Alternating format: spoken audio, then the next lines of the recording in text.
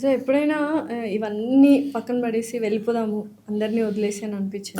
అనిపించిందండి. అండ్ మీతో కూడా నేను లాస్ట్ టైం డిస్కస్ చేశాను. యాక్చువల్ December 31st నేను వెళ్ళిపోవాలి.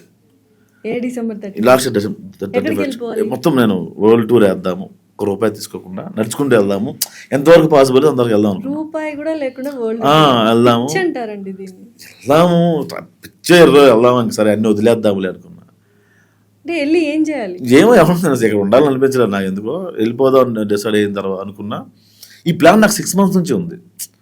ఐఎమ్ డూయింగ్ పెళ్లివారం అంటే అప్పటి నుంచే నాకు ఇది ఉంది. డూయింగ్ పెళ్లివారం అంటే అప్పుడు ప్లాన్ ఉండే. అంటే మొత్తం ఈ కెరియర్ అన్ని వదిలేసి వెళ్ళిపోవాలి. వెళ్ళిపోదాం. ₹1 కూడా ₹1 లేకుండా ఒక 2-3 డ్రెస్సులు పట్టుకొని వెళ్ళిపోదాం అనుకున్నా. వెళ్ళిపోదాం అనుకున్న లోపు ఏం వెళ్తావు అని చెప్పి లోపల ఇస్తారు. ఇంకొన్ని సంఘటనలు యాడ్ అయ్యాయి. అట్లాగా అది వెళ్ళకుండా అయిపోయింది.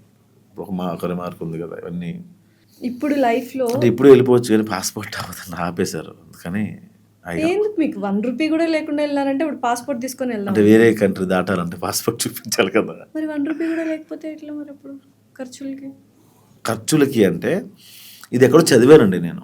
అదేంటంటే ఇప్పుడు మనకు ఆకలి వేస్తుంది అనుకోండి, ఎక్కడైనా పని చేస్తే ఎక్కడో ఒక బైక్ రైడర్ ఆయన పెట్రోల్ కావాలంటే ఆ రోజంతా పెట్రోల్ బంక్లో పనిచేస్తే ట్యాంక్ ఫిల్ చేస్తారు వాళ్ళు.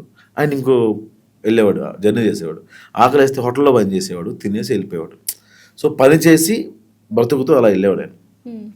బిచ్చగాడి సినిమా కాన్సెప్ట్ అదే కదా, ఏ రోజు డబ్బులు ఆ రోజు హుండీలు వేసేయాలి, మళ్ళీ మొదటి రూపాయి నుంచి నువ్వు అట్లా చేద్దాం అనుకుంటే. నిజంగా అనుకున్నారా? జస్ట్ లైక్ చెయ్యాలి అన్న ఫీల్ ఉండిందా లేకపోతే? నేను నిజంగా ప్రిపేర్ అయిపోయాను, అన్నిటికీ ప్రిపేర్ అయ్యాను నేను. బట్ లాస్ట్ మినిట్లో అది దెబ్బకొట్టింది.